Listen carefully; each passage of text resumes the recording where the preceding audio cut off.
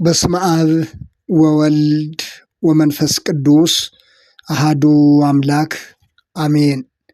ይህንን መልእክት የምትሰሙ ሁላችሁም በያላችሁበት ሰላም እግዚአብሔር ይብዛላችሁ። የሰላም አምላክ ልዑል እግዚአብሔር ስለዚች ዕለትና ሰዓት ክብርና ምስጋና ለእርሱ ይሁን። ተዘጋጅታችሁ ኑሩ። በዚህ ርዕስ ስለ ደብረ ዘይት ባለፈው ክፍል አንድን አይተን ነበር። ዛሬ ደግሞ ሁለተኛውንና የመጨረሻውን ክፍል በዚሁ ርዕስ እንቀጥላለን። እንግዲህ መዘጋጀት ምንድን ነው የሚለውንም በዚሁ ርዕስ የምናነሳው ይሆናል። እንደምታስታውሱት የማቴዎስ ወንጌል ምዕራፍ 24 ከቁጥር 1 ጀምሮ ደቀ መዛሙርቱ ስለ ዳግም መምጣትና ስለ መጨረሻው ምልክቶች ንገረን በማለት ባቀረቡት ጥያቄ መሰረት ያነሳቸውን ዝርዝር ሀሳቦች ያው ክፍል አንድ ላይ ለማየት ሞክረናል። ማንም እንዳያስታችሁ ተጠንቀቁ፣ ብዙዎች እኔ ክርስቶስ ነኝ እያሉ በስሜ ይመጣሉና ብዙዎችንም ያስታሉ። የጦርንም ወሬ የተሰሙ ዘንድ ግድ አላችሁ፣ ነገር ግን ተጠንቀቁ፣ አትደንግጡ በማለት የተናገረውን ክፍል አንድ ላይ አንስተናል። በዚህ በማቴዎስ ወንጌል ምዕራፍ 24 ላይ የክርስቶስ ዳግም መምጣት በሰፊው የተገለጸበትና ከመምጣቱ አስቀድሞ ስለሚሆኑ ምልክቶች ሁሉ በመዘርዘር መደንገጥ፣ መሸበር እንዳለባቸውና ነገር ግን እስከ መጨረሻው ድረስ የሚጸና ይድናል በማለት ጸንቶ መጠበቅ፣ ጸንቶ መገኘት እንደሚገባ በዝርዝር የገለጸውን ምዕራፍ 24 ላይ በሰፊው ተገልጾ እናገኛለን። በዛን ጊዜ ከዓለም መጀመሪያ ጀምሮ እስከ ዛሬ ድረስ ያልሆነ እንግዲህም ከቶ የማይሆን ታላቅ መከራ ይሆናልና እነዚያ ቀኖች ባያጥሩ ሥጋ የለበሰው ሁሉ ባልዳነም ነበር። ነገር ግን እነዚያ ቀኖች ስለተመረጡት ሰዎች ያጥራሉ በማለት ስለተመረጡ ሰዎች፣ በእርሱ ስለሚደገፉ፣ በእርሱ ስለሚያምኑ፣ ጸንቶ በቆሙ ሰዎች ምክንያት መከራው እንዴት እንደሚያጥር መድኃኒታችን ኢየሱስ ክርስቶስ በሰፊው ገልጾት እናገኛለን። እንደዛም ሆኖ ስለ ሐሰተኞች በዓለም ላይ ስለሚከሰተው ነገር ሁሉ ክርስቶስ አስቀድሞ ተናግረዋል። እኔ ክርስቶስ ነኝ እስከ ማለት ድረስ የሚደርሱ እንዳሉ፣ ነገር ግን እነዚያን አትመኑ፣ ሐሰተኞች ክርስቶሶችና ሐሰተኞች ነቢያት ይነሳሉና ቢቻላቸውስ የተመረጡትን እንኳ እስኪያስቱ ድረስ ታላላቅ ምልክትና ድንቅ ያሳያሉ። እነሆ አስቀድሜ ነገርኋቸው። ወገኖቼ፣ ክርስቶስ አስቀድሞ የነገረን የተጻፈው ሁሉ ለጥንቃቄያችንና ለመዳናችን እንደሆነ ዛሬም ሁላችንም ልናስተውል ያስፈልጋል። ስለዚህ ክርስቶስ በዚያ ነው በዚህ ነው ቢሉ እንኳን አትመኗቸው። ስለዚህ የክርስቶስ ዳግም መምጣት በድንገት እንደሆነ፣ ስለዛች ቀንና ሰዓት ማንም እንደማያውቅ፣ ነገር ግን ተጠንቅቆና ተጠብቆ በተስፋ መጠበቅ እንደሚገባ መድኃኒታችን ኢየሱስ ክርስቶስ ለዳግም ምጽአቱ በሰፊው ገልጾት እናገኛለን እና ንቁና ጠብቁ፣ ተዘጋጅታችሁ ኑሩ የሚለው በዚህ በማቴዎስ ወንጌል ምዕራፍ 24 ላይ ባለፈው ክፍል አንድ ላይም እንዳነሳ ነው ነቅቶ መጠበቅ የክርስቶስ አመጣጥ እንደ ሌባ እንደሆነ፣ በድንገት እንደሚመጣ ነቅቶና ተዘጋጅቶ መጠበቅ እንደሚገባ መድኃኒታችን ኢየሱስ ክርስቶስ በትኩረት አስተምሯል። ስለዚህ ደብረ ዘይት የሚለውን የቤተ ክርስቲያን በዓል ስናስብ የክርስቶስ ዳግም መምጣት የሁላችንም ተስፋ እንደሆነ፣ ትልቁ ተስፋ የክርስቶስ ዳግም መምጣት ስለሆነ የዚህ ሁሉ ዓለም መከራና ረሃቡ፣ ጦርነቱ ሁሉ አልፎ የክርስቶስ ዳግም መምጣት እነዚህ ሁሉ የሚያልፉበትና ታሪክ የሚሆኑበት ስለሆነ ተዘጋጅቶ መጠበቅ የሚለውን ዛሬም እንደገና በማስተዋል ልናስታውሰው ያስፈልጋል። እንግዲህ ሐዋርያው ቅዱስ ጴጥሮስም በመልእክቱ እንደገለጸው በዕለቱ ምንባባት መካከል አንዱ በሆነው በሁለተኛ ጴጥሮስ መልእክቱ ምዕራፍ 3 ከቁጥር 8 እስከ 10 ላይ በዝርዝር እንደተገለጸው ይህንን አንድ ነገር አትርሱ ይላል። ይህንን አንድ ነገር አትርሱ። ለአንዳንዶች የሚዘገይ እንደሚመስላቸው ጌታ ስለ ተስፋ ቃሉ አይዘገይም፣ ነገር ግን ሁሉ ወደ ንስሐ እንዲደርሱ እንጂ ማንም እንዳይጠፋ ወዶ ስለ እናንተ ይታገሳል።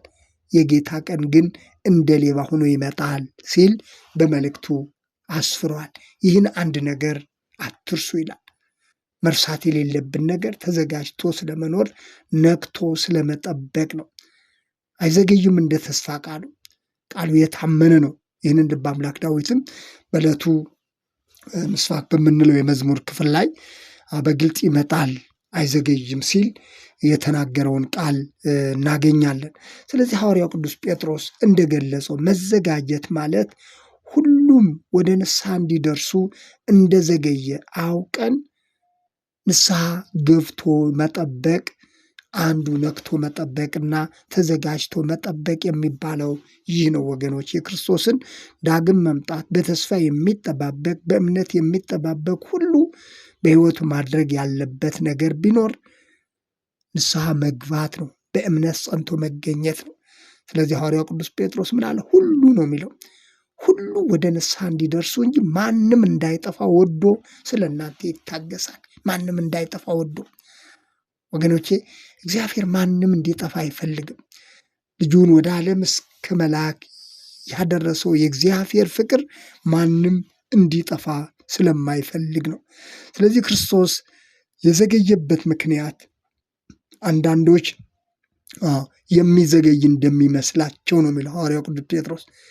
እንደሚመስላቸው እንደዛ አይደለም። ነገር ግን የመዘግየት ዋና ዓላማ ሁሉም ወደ ንስሐ እንዲደርሱና ማንም እንዳይጠፋ ወዶ ስለ እናንተ ይታገሳል። ክርስቶስ እስካሁን የዘገየበት ምክንያት በክፍል 1 ላይ አንስቻለሁኝ። የቤተ ክርስቲያን የዕለት ተዕለት ናፍቆቷ የክርስቶስን ዳግም መምጣት ነው። ጌታ ኢየሱስ ሆይ ና እያለች ሙሽሪት ክርስቶስ ሙሽራውን ክርስቶስ ይመጣ ዘንድ ትጋብዘዋለች። ጸሎቷ፣ ምኞቷ፣ ናፍቆቷ ሁሉ ይህ ነው። ነገር ግን ንስሐ ያልገቡ ያልተዘጋጁ፣ በመንፈሳዊ ሕይወታቸው ያልነቁ አሁንም ገና በብዙ ኃጢአትና በብዙ ድንግዝግዝ በሆነ ግራ በተጋባ ሁኔታ ውስጥ አጓጉል በሆነ ሕይወት ውስጥ ያሉ ብዙ ሰዎች ስላሉ፣ ባለማመን ውስጥም ያሉ ሰዎች ስላሉ፣ ባለማመን ድንዛዜ ውስጥ የክርስቶስን ነገር እንደ ቁም ነገር ያልቆጠሩ፣ የሞተላቸውን የተነሳውን የኃጢአታቸው ስርየት የሆነውን የክርስቶስን ነገር ያላመኑም ጭምር ስላሉ ያምኑ ዘንድ ይልቁንም ደግሞ በመንፈሳዊ ሕይወታቸው ደግሞ ትልቁን የመንፈሳዊ ሕይወት መሳሪያ የሆነውን የመዳን ምስጢር ያለበት ወደ እግዚአብሔር የሚያደርሰንን የንስሐን እውነት ችላ ያሉ፣ በብዙ ኃጢአት ውስጥ ያሉ፣ በግዴለሽነት ውስጥ ያሉ ብዙ ሰዎች ስላሉ እነዚህ ሁሉ ይድኑ ዘንድ ሁሉ አለ ወደ ንስሐ እንዲደርሱ እንጂ ማንም እንዳይጠፋ ወዶ ስለ እናንተ ይታገሳል። የትዕግስቱ ምስጢር ነው ወገኖች። የክርስቶስ የመዘግየት ዋና ዓላማ ሁልጊዜ ዳግም መምጣቱን እናስባለን። በደብረ ዘይት ብቻ አይደለም፣ ዕለት ዕለት የቤተ ክርስቲያን ትምህርቷ፣ ተልኳ የክርስቶስን ዳግም መምጣት ማሰብ ነው።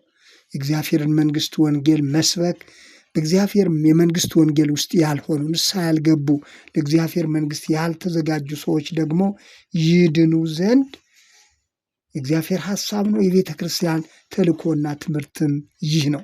ስለዚህ ሐዋርያው ቅዱስ ጴጥሮስ ማለት እያለ ያለው በመልእክቱ የገለጸው ሁሉ ወደ ንስሐ እንዲደርሱ ነው።